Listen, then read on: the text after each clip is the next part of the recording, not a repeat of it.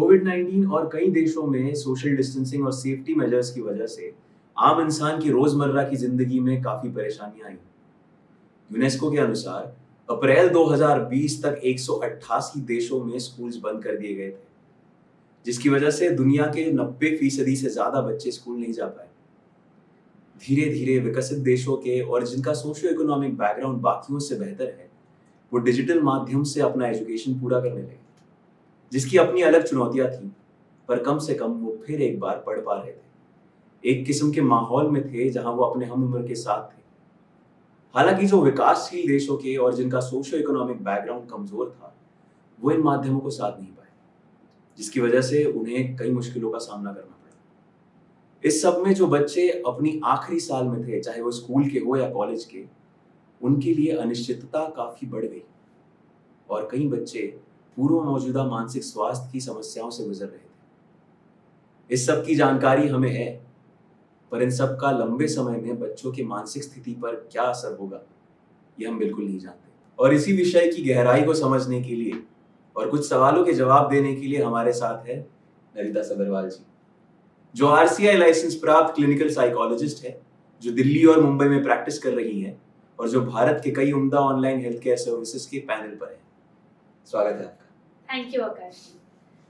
जब से कोविड-19 शुरू हुआ है, मेंटल हेल्थ एक बहुत इम्पोर्टेंट विषय बन चुका है बात करने के लिए, क्योंकि सबको काफ़ी तकलीफ हुई है इस दौर में अपने मेंटल हेल्थ को स्टेबल रखने के लिए, है ना? तो अब जब जो आपकी और मेरे उम्र के लोग हैं, उनको कितनी तकलीफ हुई है इस टाइम पे अपनी मानसिक स्थिति को ठीक रखने के लिए, तो मैं सोच भी नहीं सकती कि बच्चों को कैसा लग रहा होगा, उनके लिए कितनी मुश्किल बात है अपनी मानसिक स्थिति को ठीक रखना। बिल्कुल बिल्कुल। और हमने भी कई क्षेत्रों में कई बच्चों से बात की है। उनका ये कहना है कि वो आजकल काफी गुस्सा, चिंता, निराशा, ऐसी भावनाओं को लेकर वो काफी असामान्य महसूस करते हैं। तो क्या ऐसा महसूस करने के लिए आप उनसे क्या कहना चाहेंगे? ये जो सारी फीलिंग्स हैं जो बच्चों को फील हो रही है, जो आपने बोली कि गुस्सा आता है या वो परेशान रहने लगे हैं या उनको तकलीफ हो रही है, मैं ये बोलना चाहूँगी कि ये सारी फीलिंग्स इस टाइम पे बहुत नॉर्मल है। ऐसा नहीं है कि कुछ अलग हो रहा है या कुछ गलत हो रहा है या 2-3 ही बच्चे हैं जिनको ऐसी फीलिंग आ रही है, ऐसा बिल्कुल भी नहीं है। बहुत सारे लोगों को, बहुत सारे बच्चों को ऐसा फील हो रहा है और कोई बात नहीं, ठीक है। क्योंकि हम जिस वर्ल्ड में रह रहे हैं वो अभी नॉर्मल नहीं है। तो अगर कुछ बच्चों को ऐसा फील होता भी है, तो उनसे डील करने के लिए उनको बेटर फील करने के लिए उसमें हमको एज अडल्ट्स हमें देखना चाहिए हम क्या कर सकते हैं, बट ऐसा नहीं है कि वो नॉर्मल नहीं है। बिल्कुल बिल्कुल। और जो छात्र हैं, वो कैसे अपना आत्मनिरीक्षण कर सकते हैं? एक एक बहुत इम्पोर्टेंट चीज़ है कि रूटीन बना रहना बहुत ज़रूरी है इस टाइम पर। क्योंकि पैंडेमिक है, क्योंकि हम सब घर पे हैं, लोग कभी भी उठते हैं, कभी भी सोते हैं, तो कुछ-कुछ चीज़ें होती हैं जो हमारी बॉडी को, हमारे दिमाग को चलाती हैं। हम किस चीज़ से ज़िंदा हैं आज? आज हम ज़िंदा हैं क्योंकि हम पौष्टिक खाना खाते हैं, हम ज़िंदा हैं क्योंकि हम पानी पीते हैं, हम ज़िंदा हैं क्योंकि हम एक्सरसाइज़ करते हैं।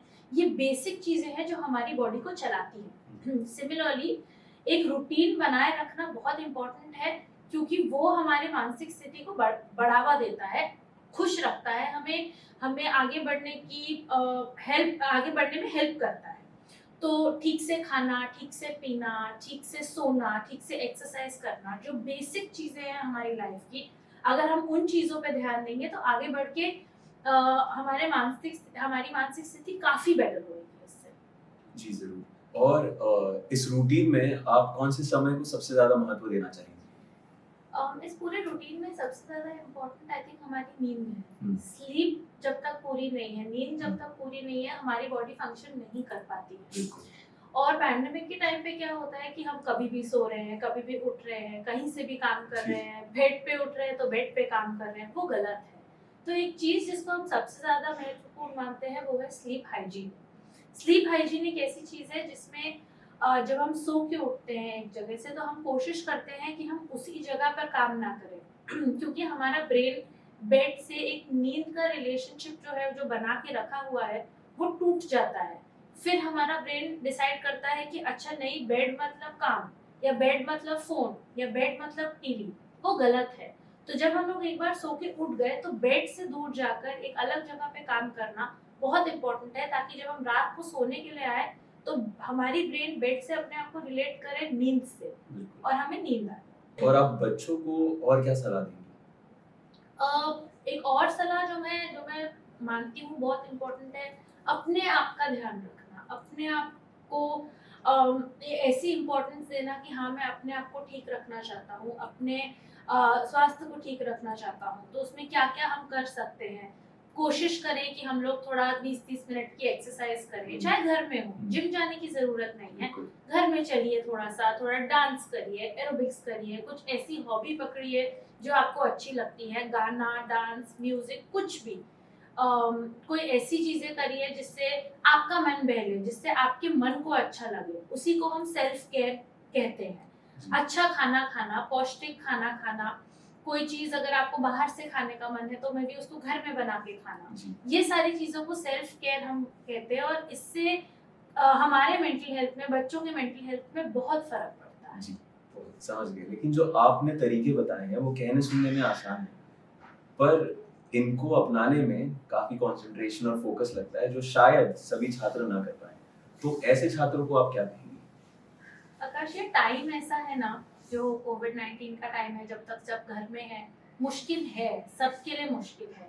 ये समझना पहले बच्चों को ज़रूरी है कि हर किसी के लिए मुश्किल है, वो अकेले नहीं है जो इससे जूझ रहे हैं। बिल्कुल। आपके लिए भी मुश्किल है, मेरे लिए भी मुश्किल है, सबके लिए मुश्किल है। कोई बात नहीं, एक-एक दिन करके लेते हैं। जी। ज़रूरी नहीं है कि फोकस करना है तो मुझे 1 महीने का प्लान बना के फोकस करना है। आज एक दिन फोकस करेंगे, कल एक दिन फोकस करेंगे, एक-एक दिन करके लेंगे। हर टास्क को छोटा-छोटा ब्रेक कर कर अगर हम काम करेंगे तो वो आसान लगेगा, और जैसे-जैसे टास्क होता जाएगा, आधा दिन खत्म करके अगर आप पीछे देखोगे तो अगर आपने देखा है कि आपने 5 टास्क कंप्लीट कर लिए हैं अपने दिन के, तो आगे और टास्क कंप्लीट करने की मोटिवेशन आती है। जी। तो अनमोटिवेटेड, डीमोटिवेटेड नहीं रहना है। अपने आप को कॉन्स्टेंटली छोटे-छोटी चीज़ें करके, छोटे-छोटे टास्क करके मोटिवेटेड रखना है। पहली बात तो ये। दूसरी बात, कोई तकलीफ होती है तो आसपास लोग हैं, फैमिली है, दोस्त हैं, इतनी सारे फ़ोन पे अवेलेबल है, इंटरनेट पे अवेलेबल है, अपने दोस्तों से, फैमिली से बात करिए इस बारे में। बताइए उनको आपको कैसा लग रहा है, क्योंकि जितनी फीलिंग्स हम शेयर करते हैं उतना हमें ही बेहतर लगता है। सही कहा आपने बिल्कुल। लेकिन ऐसा है कि कोविड-19 जब से है, तब से आपने देखा होगा कि हम में से हमारे घर पर कोई एक ना एक आदमी या आपका कोई दोस्त ऐसा होगा जिसकी मानसिक स्थिति थोड़ी ठीक नहीं हुई या फिर जो सही स्थिति में नहीं होगा। हम जैसे उम्र के लोग एक दूसरे की मदद कर सकते हैं, पर जो बच्चे हैं वो किसी और की मदद कैसे कर सकते हैं? इसमें ऐसा नहीं है कि बच्चे एक दूसरे की मदद नहीं कर सकते। हम लोग as individuals, as human beings, हम लोग एक दूसरे की एनर्जी पे से फीड करते हैं। जी। तो अगर आज मैं डीमोटिवेटेड हूँ और आप मोटिवेटेड हो, तो मैं आपकी एनर्जी लेके अपने आप को मोटिवेट कर सकती हूँ, पर आपको रिकग्नाइज करना ज़रूरी है कि मुझे ज़रूरत है। तो बच्चों से ये बात करें, बच्चों को ये सिखाएं कि अगर कोई किसी की तबीयत नहीं ठीक लग रही है या किसी का मूड ठीक नहीं लग रहा है, तो उससे बात करें, कोशिश करें, जो भी तकलीफ है वो जानने की कोशिश करें, और जो आपको ठीक लगता है उसमें दूसरे इंसान को बढ़ावा दें। जितना बढ़ावा देंगे, जितने उनको ऊपर उठाने की कोशिश करेंगे, ऐसा नहीं है वो काम नहीं करेगा, वो इंसान ऊपर उठेगा। कोशिश बनी रहनी चाहिए। बिल्कुल। ठीक है, चलिए मान लेते हैं 1 मिनट के लिए बच्चे जो हैं, जो आप सारी चीज़ें बता रहे हैं वो कर लेते हैं। पर आजकल बच्चे मोबाइल पर ज़्यादा वक़्त बिताते हैं।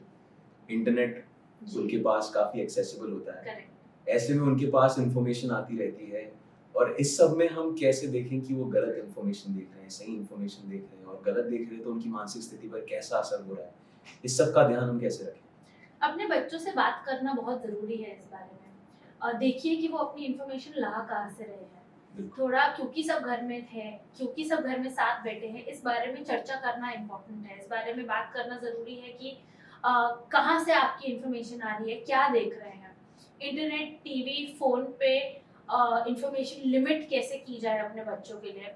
इंटरनेट पे पेरेंटल लॉक लगाया जा सकता है, टीवी पे पेरेंटल लॉक लगाया जा सकता है, या अगर बच्चे न्यूज़ देखना चाह रहे हैं या फैमिली न्यूज़ देखना चाह रही है, तो मतलब अगर हम लोग साथ बैठ के सिर्फ आधा घंटा दिन में न्यूज़ देखें सही सूत्रों से, तो बहुत बेटर है बच्चों के लिए भी और पेरेंट्स के लिए भी। तो जैसे WHO की साइट है, जो बिल्कुल सही सूचना हमें देती है, बिल्कुल एक्यूरेट इन्फॉर्मेशन हमें देती है, अगर वहां से हम अपनी इन्फॉर्मेशन निकालें और एज अ फैमिली आपस में बांटें और ये बच्चों को भी बताएं कि इधर उधर से जो इन्फॉर्मेशन आ रही है, इंस्टाग्राम हो, फेसबुक हो या व्हाट्सएप हो, उसको नहीं मानना है, क्योंकि बिल्कुल। वो सब जो चीजें हैं, वो सब जो बातें हैं, वो वेरीफाइड नहीं है, और वो काफी फेक भी होती है। काफी फेक होती है। और ये चीजें बच्चों को समझाना, उनको इस बात की सूचना देना कि ये सब गलत है, इन सब चीजों से डरना नहीं है, ये एक साइट है, ये वेरीफाइड है, यहीं पे इंफॉर्मेशन होती है, हम अपनी सारी इंफॉर्मेशन यहीं से लेंगे और उतनी ही मात्रा में लेंगे जितना दिन में। ऐसा तो नहीं है कि हर 1 घंटे में कोविड में कुछ बदलता है,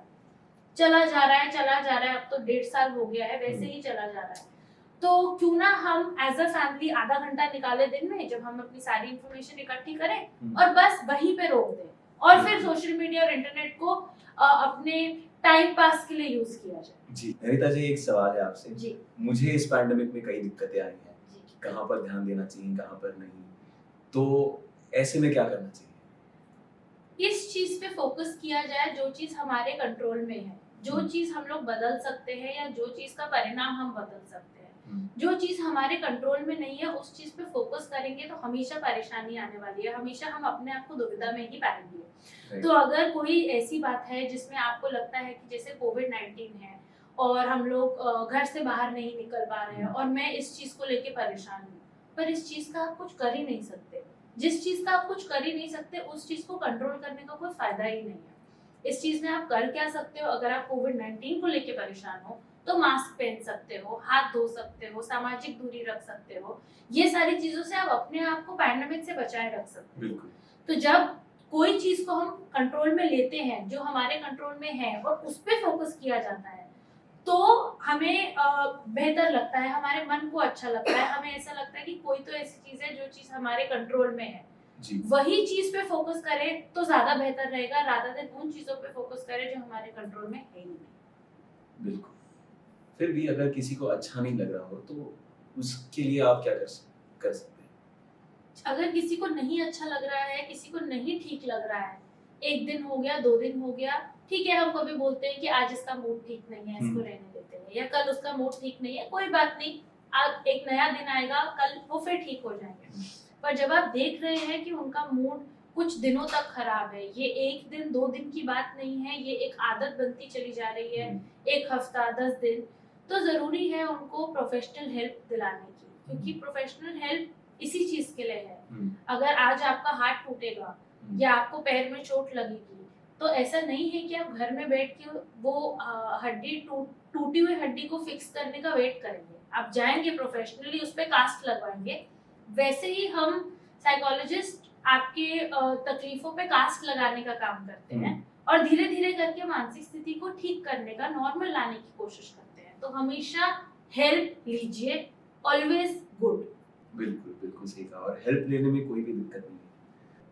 नैनीता जी, आपके कीमती समय और सुझाव के लिए बहुत बहुत शुक्रिया। हम आपसे फिर मिलेंगे अगले भाग में, जहां पर हम टीचर्स की मानसिक स्थिति पर कोविड-19 की वजह से क्या प्रभाव पड़ा है, इस पर चर्चा करेंगे। शुक्रिया।